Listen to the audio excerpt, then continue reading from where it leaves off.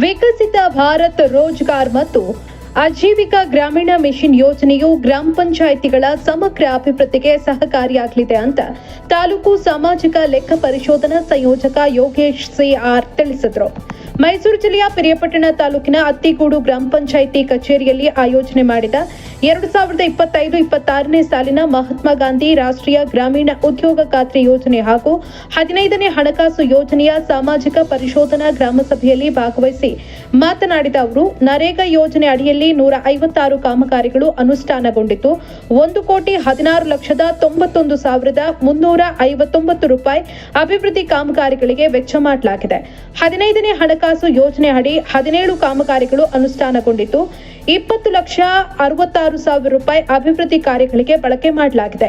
ಈ ಹಿಂದೆ ಕರ್ತವ್ಯ ನಿರ್ವಹಿಸ್ತಾ ಇದ್ದ ಪಂಚಾಯಿತಿ ಅಭಿವೃದ್ಧಿ ಅಧಿಕಾರಿ ಮನು ಅವರು ಅತ್ತಿಗೋಡು ಗ್ರಾಮದ ಸರ್ಕಾರಿ ಹಿರಿಯ ಮತ್ತು ಪ್ರೌಢಶಾಲೆಗಳಲ್ಲಿ 9,90,000 ರೂಪಾಯಿ ವೆಚ್ಚದಲ್ಲಿ ತಾಲೂಕಿನಲ್ಲಿಯೇ ಮಾದರಿಯಾಗಿ ಭೋಜನಾಲಯವನ್ನ ಉತ್ತಮವಾಗಿ ನಿರ್ಮಿಸಿದ್ದಾರೆ. ಪ್ರತಿಯೊಂದು ಲೆಕ್ಕವನ್ನ ಪಾರದರ್ಶಕವಾಗಿ ಸಾರ್ವಜನಿಕರ ಮುಂದೆ ಮಂಡಿಸಿ ಅನುಮೋದನೆ ಪಡೆಯುವುದಕ್ಕೆ ಈ ಸಭೆ ಆಯೋಜಿಸಲಾಗಿದೆ ಎಂದರು. ಈ ಸಂದರ್ಭದಲ್ಲಿ ಪಂಚಾಯಿತಿ ಅಭಿವೃದ್ಧಿ ಅಧಿಕಾರಿ ವಿಶ್ವನಾಥ್ ಮಾತನಾಡಿ, ಗ್ರಾಮ ಪಂಚಾಯಿತಿಗಳು ಪ್ರಗತಿ ಹೊಂದೋದಕ್ಕೆ ಹಾಗೂ ಫಲಾನುಭವಿಗಳು ಆರ್ಥಿಕವಾಗಿ ಅಭಿವೃದ್ಧಿ ಹೊಂದಿ ಕುಟುಂಬಗಳನ್ನು ಸುಧಾರಣೆ ತರುವುದಕ್ಕೆ ವಿಕಸಿತ ಭಾರತ್ ರೋಜ್ಗಾರ್ ಮತ್ತು ಆಜೀವಿಕಾ ಗ್ರಾಮೀಣ ಮಿಷನ್ ಯೋಜನೆ ಜಾರಿಗೆ ತರಲಾಗಿದೆ. ಕೂಲಿ ಕಾರ್ಮಿಕರು ಕೆಲಸವಿಲ್ಲದ ಸಮಯದಲ್ಲಿ ಉದ್ಯೋಗ ಕಲ್ಪಿಸಿಕೊಡಲಾಗುವುದು. ಸರ್ಕಾರದ ಸವಲತ್ತುಗಳನ್ನು ಪಡೆಯುವುದಕ್ಕೆ ಸಾರ್ವಜನಿಕರು ಮೊದಲು ವಾರ್ಡ್ ಹಾಗೂ ಗ್ರಾಮ ಸಭೆಗಳಲ್ಲಿ ತಮ್ಮ ಹೆಸರನ್ನ ನೋಂದಾಯಿಸಿಕೊಳ್ಳಬೇಕು ಎಂದರು. 125 ದಿನಗಳ ಒಂದು ಕೂಲಿಯನ್ನ ಕೊಡೋದಕ್ಕೆ ಈ ಒಂದು ಯೋಜನೆಯನ್ನ ಈಗ ಉನ್ನತೀಕರಿಸಿದ್ದಾರೆ.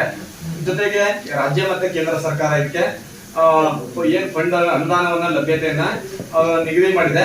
ಕೇಂದ್ರ ಸರ್ಕಾರ 60 ಭಾಗವನ್ನ ಕೊಟ್ರೆ ಈಗ 1 ಲಕ್ಷ ಖರ್ಚು ಮಾಡಬೇಕು ಅಂದ್ರೆ 60,000 ರೂಪಾಯಿ ಕೇಂದ್ರ ಸರ್ಕಾರ ಕೊಡ್ತದೆ, ಇನ್ನು 40,000 ರೂಪಾಯಿನ ರಾಜ್ಯ ಸರ್ಕಾರಕ್ಕೆ ಹಾಕ್ಬೇಕಾಗ್ತದೆ.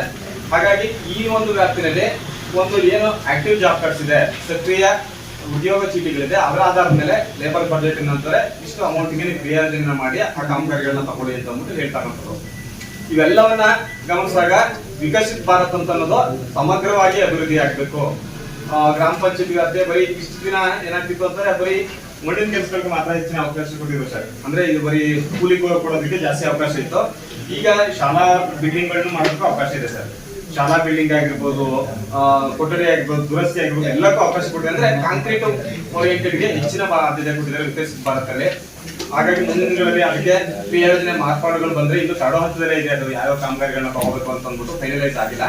ಅದನ್ನ ಮುಂದಿನ ದಿನಗಳಲ್ಲಿ ಪಂಚಾಯತಿ ವ್ಯಾಪ್ತಿಯ ಆಲ್ಮೋಸ್ಟ್ ಆಲ್ ನಮ್ಮ ಶಾಲೆಗಳು ನೋಡಿದಾಗ ಎಲ್ಲದಕ್ಕೂ ಮೂಲಭೂತ ಸೌಲಭ್ಯ ಕಿರಿಯ ಪ್ರಾಥಮಿಕ ಶಾಲೆ ಮತ್ತೆ ಹಿರಿಯ ಪ್ರಾಥಮಿಕ ಶಾಲೆಗೆ ಈ ಒಂದು ಗ್ರಾಮ ಪಂಚಾಯತಿಯಲ್ಲಿ ಎಲ್ಲಾ ರೀತಿ ಸೌಲಭ್ಯಗಳನ್ನ ಶೌಚಾಲಯನ ಮಾಡ್ಕೊಟ್ಟಿದ್ದಾರೆ, ಸುತ್ತ ಕಾಂಪೌಂಡ್ ಮಾಡ್ಕೊಟ್ಟಿದ್ದಾರೆ. ಹಾಗೆ ಮಕ್ಕಳ ಒಂದು ಭೋಜನ ವ್ಯವಸ್ಥೆಗೆ ಪೂರಕವಾಗಿರ್ಲಿ ಮಳೆ ಮತ್ತೆ ಬಿಸಿಲು ಸಂದರ್ಭದಲ್ಲಿ ಅಂತ ಅಂದ್ಬಿಟ್ಟು ಹೈಸ್ಕೂಲು ಮತ್ತೆ ಹಿರಿಯ ಪ್ರಾಥಮಿಕ ಶಾಲೆ ಎರಡಕ್ಕೂ ಕೂಡ ಈ ಒಂದು ಯೋಜನೆಯಲ್ಲಿ ಅತ್ಯುತ್ತಮವಾದಂತ ಇಡೀ ತಾಲೂಕಿನಲ್ಲಿ ಅತ್ಯುತ್ತಮವಾದಂತ ಒಂದು ಭೋಜನಾಲಯ ಮಾಡಿದ್ದಾರೆ. ಆ ಡೈನಿಂಗ್ ಹಾಲ್ಗೆ ಒಟ್ಟು 9,90,167 ರೂಪಾಯಿ ಖರ್ಚಾಗಿದೆ. ಇನ್ನು ಕೆರೆಗೆ ಕಾಸುವೆ ಅಂತ ಅಂದ್ಬಿಟ್ಟು ಚಿಕ್ಕಮಳಲಿ ಗ್ರಾಮದಲ್ಲಿ ಆಗಿರ್ತಕ್ಕಂಥದ್ದು 1,40,710 ರೂಪಾಯಿ ಖರ್ಚಾಗಿರ್ತಕ್ಕಂಥದ್ದು. ಇನ್ನು 2 ಶಾಲಾ ಕಾಂಪೌಂಡ್ ಮಾಡಿರ್ತಕ್ಕಂಥದ್ದು, ಅದು ಹಿರಿಯ ಪ್ರಾಥಮಿಕ ಶಾಲೆ ಮತ್ತೆ ಹೈಸ್ಕೂಲ್ಗೆ ಕಾಂಪೌಂಡ್ ಆಗಿರ್ತಕ್ಕಂಥದ್ದಕ್ಕೆ 29,600 ರೂಪಾಯಿ. ಇವತ್ತಿನ ಏನು ಗ್ರಾಮ ಪಂಚಾಯತಿ ಪ್ರಗತಿ ಆಗಲಿಕ್ಕೆ ಹಿಂದೆ ಎಲ್ಲ ಕಾಂಟ್ರಾಕ್ಟ್ ಓರಿಯೆಂಟೆಡ್ ಆಗಿ ಕಾಮಗಾರಿಗಳಾಗ್ತಾ ಇತ್ತು. ಇವಾಗ ಏನಂದರೆ ಬೆನಿಫಿಷರಿ ಓರಿಯೆಂಟೆಡ್ ಅಂದರೆ ಒಬ್ಬ ಫಲಾನುಭವಿ ಆಧಾರಿತ ಕಾರ್ಯಕ್ರಮಗಳು ಹೆಚ್ಚು ಜಾರಿ ಆಗೋದ್ರಿಂದ ಅಥವಾ ಹೆಚ್ಚು ಅನುಷ್ಠಾನ ಆಗೋದ್ರಿಂದ ಒಂದು ಕಡೆ ಫಲಾನುಭವಿಗೆ ಆರ್ಥಿಕ ಪ್ರಗತಿಯನ್ನು ಹೊಂದಲಿಕ್ಕೆ ಮತ್ತು ಅವನ ಜೀವನ ಮಟ್ಟವನ್ನು ಸುಧಾರಣೆ ಮಾಡಿಕೊಳ್ಳಲಿಕ್ಕೆ ಹೆಲ್ಪ್ ಆಗುತ್ತೆ ಅನ್ನೋದು ಯೋಜನೆಯ ಮುಖ್ಯ ಉದ್ದೇಶ ಆಗಿರ್ತದೆ. ಮತ್ತು ಅವನಿಗೆ ಉದ್ಯೋಗ ಇದ್ದಿರೋ ಟೈಮಲ್ಲಿ ಅವನಿಗೆ ಒಂದು ಉದ್ಯೋಗ ಕೂಡ ಅವಕಾಶ ಆಗಬೇಕು ಅಂತಿರ್ತದೆ. ಸೊ ಈ ಗ್ರಾಮ ಪಂಚಾಯತಿ ಅತ್ತಿಗೋಡು ಗ್ರಾಮ ಪಂಚಾಯತಿ ನಾನೀಗ ಹೊಸದಾಗಿ ಬಂದಿದ್ದೀನಿ. ಅಂದರೆ ನಾನು ಈ ಚಾರ್ಜ್ ತಗೊಳ್ಳೋದಕ್ಕಿಂತ ಮುಂಚಿತವಾಗಿ ಏನೆಲ್ಲ ಅನುಷ್ಠಾನ ಆಗಿತ್ತು, ತುಂಬ ಇಡೀ ತಾಲೂಕಲ್ಲೇ ಒಳ್ಳೆಯ ಮಟ್ಟದಲ್ಲಿ ಅನುಷ್ಠಾನ ಆಗ್ತಾ ಇತ್ತು.